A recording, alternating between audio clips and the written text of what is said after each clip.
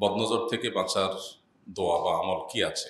বদনজর সত্য, এ বিষয়ে আমাদের পরিষ্কার ধারণা থাকতে হবে। অনেক ইমানদার, অনেক মুসলমানরা এ বিষয়ে ধোঁয়াশার মধ্যে থাকেন। তারা মনে করেন যে এটা বোধহয় কুসংস্কারাচ্ছন্ন বিশ্বাস। মূলত নবী করিম সাল্লাল্লাহু আলাইহি ওয়াসাল্লাম বলেছেন, আল আইনু হাক্কুন।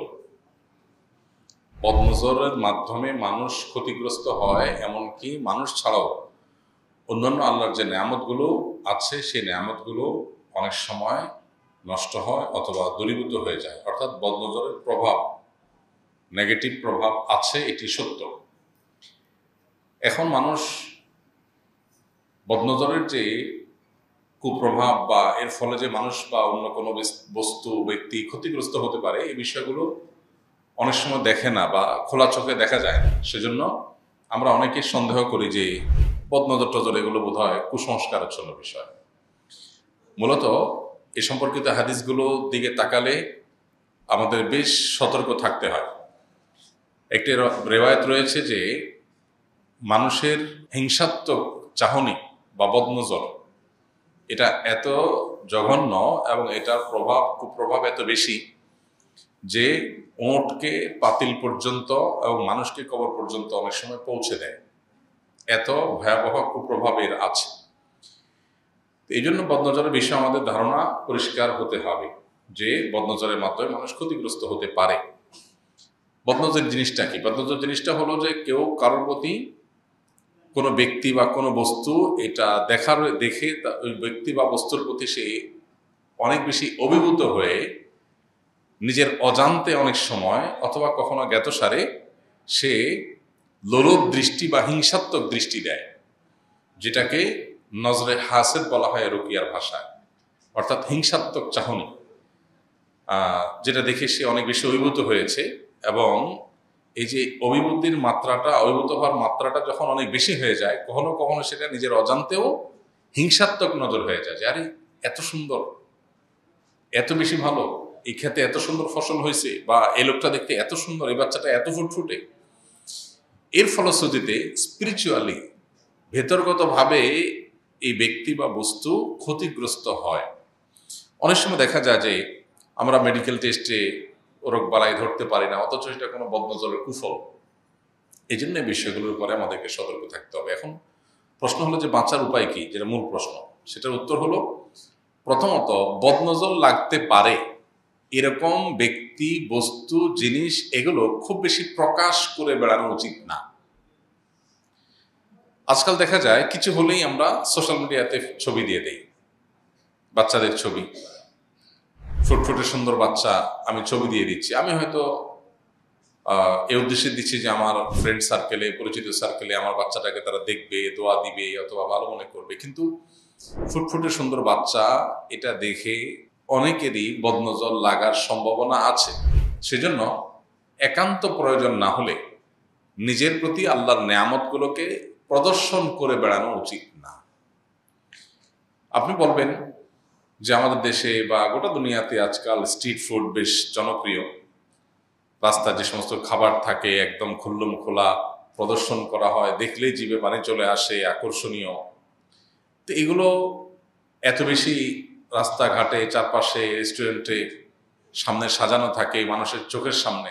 তো এগুলো দেখে বদনজর লাগে না মানুষের? উত্তর হলো বদনজর লাগে, এবং এর ফলশ্রুতিতে আমরা ক্ষতিগ্রস্ত হই, কিন্তু আমরা টের পাই না। অনেক ক্ষতি আছে যে ক্ষতিটাকে আমরা অনুভব করতে পারি না। ধরুন আমাদের ইমানের পাওয়ার দিন দিন কমে যাচ্ছে, আমাদের আমল এর প্রতি আগ্রহ দিন দিন কমে যাচ্ছে, আমরা চেষ্টা করেও ভালো কাজ করতে পারছি না। এটা তো একটা রোগ, বাট এটাকে রোগ হিসাবে আমরা কয়জন মানুষ জানি? এরকম আরো বহু রোগ আছে যে রোগের রোগী আমরা, কিন্তু আমরা টের পাই না। কোরআন এবং হাদিস যখন কোনো বিষয় আমাদেরকে সতর্ক করে, তখন সেটা দ্বারা সতর্ক হওয়া, সেটা দিয়ে নিজেদেরকে সাবধান করা, এটা হলো আমাদের কর্তব্য। আজকের এই পৃথিবীতে যে কালচার ডেভেলপড হয়েছে, যে কালচার প্রতিষ্ঠিত হয়েছে, এটার যেই বিষয়গুলো কোরআন এবং হাদিসের সাথে সঙ্গতিপূর্ণ নয়, সেগুলো যদি গোটা পৃথিবীর মানুষও গ্রহণ করে নেয়, ইভেন আমরা বাধ্য হয়ে, নিরুপায় হয়ে যদি সে কালচারকে গ্রহণও করতে হয়, কিন্তু আমার বিশ্বাসের জায়গা পরিষ্কার থাকবে যে এইটা আমার জন্য কল্যাণকর না, এটা আমার জন্য ক্ষতিকর নিশ্চিত। তো এই জন্য বদনজর থেকে বাঁচার প্রধান এবং প্রথম উপায় হলো যে আল্লাহর নেয়ামতকে একান্ত প্রয়োজন না হলে প্রকাশ না করা। এখন আপনার ক্ষেতের ফসল, এটা তো আপনি লুকাইতে পারবেন না, এটা তো সবাই দেখবে। যেটা প্রকাশ্য আছে সেটা তো প্রকাশ্যই, সেটা তার গোপন করার সুযোগ নেই। কিন্তু যেটা প্রকাশ না করলেও চলে, ওইটাকে প্রকাশ না করার চেষ্টা করা দরকার। যেগুলো প্রকাশিত আছে সেগুলো, যেগুলো অলরেডি প্রকাশিত আছে বা সিস্টেমটাই হলো প্রকাশ্যে থাকার। আপনি বাজারে খাবার বিক্রি করবেন, তো এটা তো লুকানো কিছু না। আপনার শস্য, দানা, সবজি, ফল, এগুলো তো লুকায়া বাক্সের মধ্যে রেখে বিক্রি করার জিনিস না। সো এগুলো প্রকাশ্যেই থাকবে, কোনো অসুবিধা নেই। কিন্তু সেগুলোতে যেন বদনজর না লাগে বা আমি যেন তার দ্বারা ক্ষতিগ্রস্ত না হই, সেজন্য কয়েকটা প্রক্রিয়া বা কয়েকটা আমল আছে। নাম্বার 1, সকাল সন্ধ্যার নিয়মিত রক্ষা কবচ দোয়াগুলো পড়া। বিসমিল্লাহির লা ইয়াদুররু মা ইসমিহি শাইউন ফিল আরদি ওয়ালা ফিস সামাওয়াতি ওয়াস সামিউল আলিম। 3 কুল, সূরা ইখলাস, সূরা ফালাক, সূরা নাস, 3 বার সকালে, 3 বার সন্ধ্যায়। হাসবি আল্লাহু লা ইলাহা ইল্লা হু আলাইহি তাওয়াক্কালতু রাব্বুল আরশিল আযীম, সূরা তাওবার শেষ আয়াত, এটা 7 বার সকালে, 7 বার সন্ধ্যায়। এইভাবে রক্ষা কবচ আমলগুলো যদি আমরা নিয়মিত করতে পারি, ইনশাআল্লাহ বিইذনিল্লাহ এই জাতীয় বিষয়গুলো আমাদেরকে ক্ষতি করতে পারবে না। তখন একটা সেফটি আমরা নিয়ে নিলাম, টিকার মতো। টিকা যেরকম মানুষের রোগ হওয়ার আগে থেকে নিয়ে নিলে আর রোগ হয় না, বা রোগ হওয়া থেকে মানুষকে আত্মরক্ষা করার জন্য যে এই সিস্টেম, ঠিক একইভাবে সকালের সন্ধ্যা দোয়াগুলো পড়ার মানে হলো এরপরে সম্ভাব্য যে ক্ষতি হওয়ার আশঙ্কা আছে, সেই ক্ষতি থেকে আল্লাহ তাআলা আমাকে আগে সেভ করবেন এবং অগ্রিম সেফটি আমি নিয়ে নিলাম। এই জন্য সকাল সন্ধ্যার আমলগুলো খুবই গুরুত্বের সাথে করা দরকার। আর কোনো আমল করতে না পারেন, অন্তত 3টা আমল, বিসমিল্লাহিল্লাযী লা ইয়াদুররু 3 বার, 3 কুল, সূরা ইখলাস, সূরা ফালাক, সূরা নাস 3 বার, আর সূরা তাওবার শেষ আয়াতের হাসবিয়াল্লাহু লা ইলাহা ইল্লাহু, এটার অংশ 7 বার হাসবিয়াল্লাহু লা ইলাহা ইল্লাহু আলাইহি তাওয়াক্কালতু রাব্বুল আরশিল আযীম। সকাল 7 বার, সন্ধ্যা 7 বার। এই 3টা আমল, বিসমিল্লাহিল্লাযী, 3 কুল এবং হাসবিয়াল্লাহ, আর কিছু না পারলে এগুলো যেন নিয়মিত আমরা করি। এটা হলো দ্বিতীয় উপায়। নাম্বার 3, বদনজর লাগতে পারে এরকম বিষয় কেউ দেখার পর তার নিজের অজান্তে যেন বদনজর না লেগে যায়, এজন্য তার ওই জিনিসটার জন্য বরকতের দোয়া করা উচিত। নবী করিম সাল্লাল্লাহু আলাইহি সাল্লাম বলেছেন, তোমাদের কেউ যদি এমন কিছু দেখে যেটা দেখে সে অভিভূত হয়ে যায়, মা ইউআজিবুহু, যেটা দেখার পরে সে অনেক বেশি আশ্চর্য হয়ে যাবে, এত সুন্দর, এত ভালো, তখন তার অজান্তে ওই জিনিসটার বা ওই ব্যক্তির ক্ষতি হয়ে যেতে পারে তার রাক্ষসের চাহনির কারণে, হিংসাত্মক চাহনির কারণে, যেটা হয়তো ইচ্ছাকৃত সে করবে না, যার কারণে সে গুনাহ হবে না তার, কারণ সে জানেও না। চাহনিটা একটু আপনার অনেক বেশি অভিভূত হওয়ার চাহনি হয়েছে, এটা অনেক সময়, সব সময় না, অনেক সময় এটা নজরে হাসিদের লেভেলে চলে যায়। তো যেহেতু নিজের অজান্তে চলে যাবে, এটা যেহেতু গুনাহ না তার, সে যেন ফালিয়াদউ লাহু বিল বারাকাহ, সেজন্য ওই ব্যক্তি বা বস্তুর জন্য বরকতের দোয়া করে, তাহলে আর ক্ষতি হবে না। তাহলে এখন একটা বাচ্চা ফুটফুটে সুন্দর আপনার সামনে আসলো, আপনি যদি বলেন বারাকাল্লাহু ফীহ, আল্লাহ তাআলা এই বাচ্চাটার মধ্যে বরকত দান করুক, আরো বেশি কল্যাণ দান করুক। আপনি একটা ফসল দেখলেন, একটা ভালো কিছু দেখলেন, দেখে আপনি অভিভূত হলেন, হয়ে যদি আপনি বলেন আল্লাহ তাআলা এর মধ্যে আরো বেশি কল্যাণ দান করুক, তখন আর ওই ব্যক্তি বা বস্তু আর ক্ষতিগ্রস্ত হবে না। এটা হলো তৃতীয় উপায়, এটা আমরা করতে পারি। এখন কথা হলো যে কত মানুষ চাইবে আমি কারটা কন্ট্রোল করব, তাহলে কি করতে পারি? এক্ষেত্রে আরবদের একটা আমল দেখা যায়, যেটা হাদিসে কোনো সরাসরি নির্দেশ নাই, তবে এই হাদিসে, যে হাদিসে নবী সাল্লাল্লাহু আলাইহি ওয়াসাল্লাম দোয়া করতে বলেছেন, বরকতের দোয়া, কোনো কিছু দেখে অভিভূত হলে, সে হাদিসের উপর আমলের একটা পদ্ধতি বলতে পারে। সেটা হলো, ধরেন কেউ নতুন গাড়ি কিনেছে, নতুন বাড়ি করেছে, বা এমন কিছু আছে যেটা দেখে অন্যদের মানে একেবারে যেটাকে বলে হিংসাত্মক দৃষ্টি পড়তে পারে, বদনজর পড়তে পারে, তখন বদনজর যেন না পড়ে সেজন্য ওই বস্তুর উপরে তারা মাশাআল্লাহ, তাবারাকাল্লাহ এই জাতীয় কিছু লিখে রাখে। এটা মানেই হলো এটা দেখে যেন যার নজর পড়বে সে যেন মাথায় আসে, ও নবী সাল্লাল্লাহু আলাইহি ওয়াসাল্লাম যে বরকতের দোয়া করতে বলছেন, তাহলে আর ক্ষতি হবে না। তাহলে সে নিজের এটা দেখার পর নিজের স্মরণ হবে এবং সে বলবে যে আল্লাহ বরকত দান করো। এই জিনিসটা আরবরা অনেক বেশি করে, যেটা বদনজর হতে পারে সেখানে লিখে রাখে।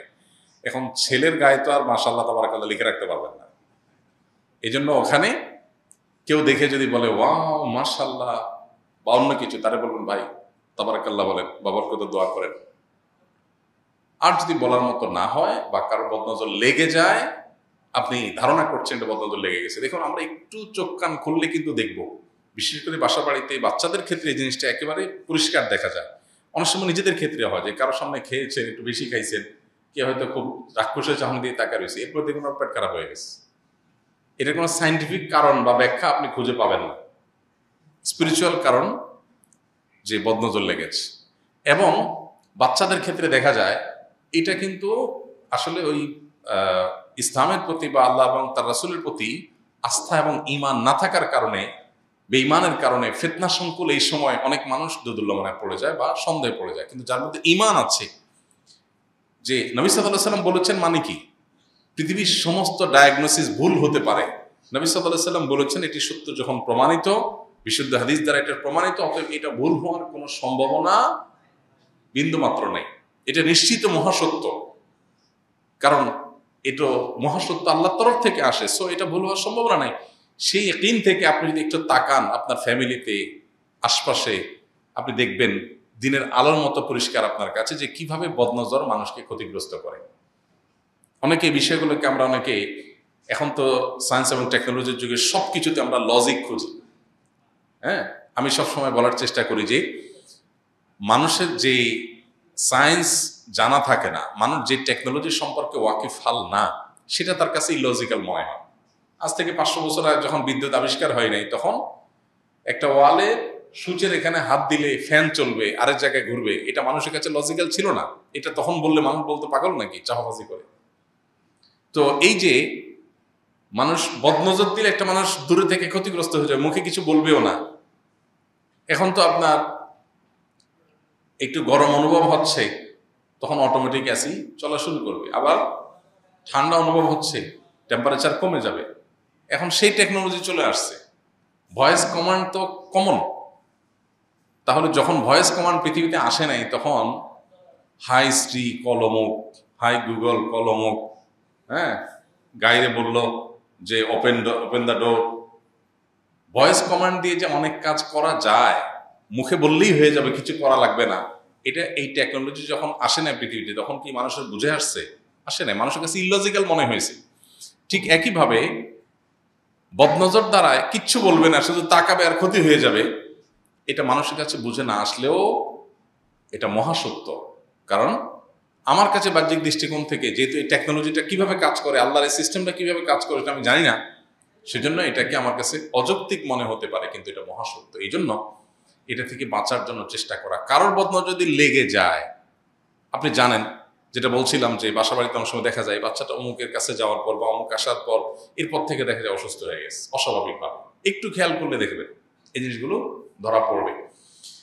তো এরকম হলে সেক্ষেত্রে যার বদনজর লেগেছে তার উজু করা পানি বা হাত মুখ ধোয়া পানি তার কাছ থেকে চেয়ে নেওয়া গেলে ভালো। আর যদি সে মাইন্ড করবে মনে হয়, তাহলে কৌশলে কোনোভাবে তার কোনো ব্যবহৃত পানি, এটা মানে একেবারে অপরিচ্ছন্ন পানি তো আর না, নিশ্চয়ই স্বাভাবিক যে ব্যবহৃত পানি, সে পানি, বিশেষ করে উজু করা পানির কথা বলা হয়, হাত মুখ ধোয়া পানি, এটা যদি কোনোভাবে সংরক্ষণ করা যায় এবং বাচ্চার গায়ে গোসলের সময় ঢেলে দেওয়া যায়, এর মাধ্যমে বাচ্চা দ্রুততার সাথে, বাচ্চা বলে কোনো কথা না, যে কোনো বস্তু যেটা প্রতি বদনজর লাগে এটা থেকে রক্ষা পাওয়া যায়। অতএব এই ব্যাপারগুলো আমাদের খুব বেশি সতর্ক থাকতে হবে এবং বদনজর থেকে বাঁচার জন্য এই স্টেপগুলো আমাদের অবলম্বন করতে হবে।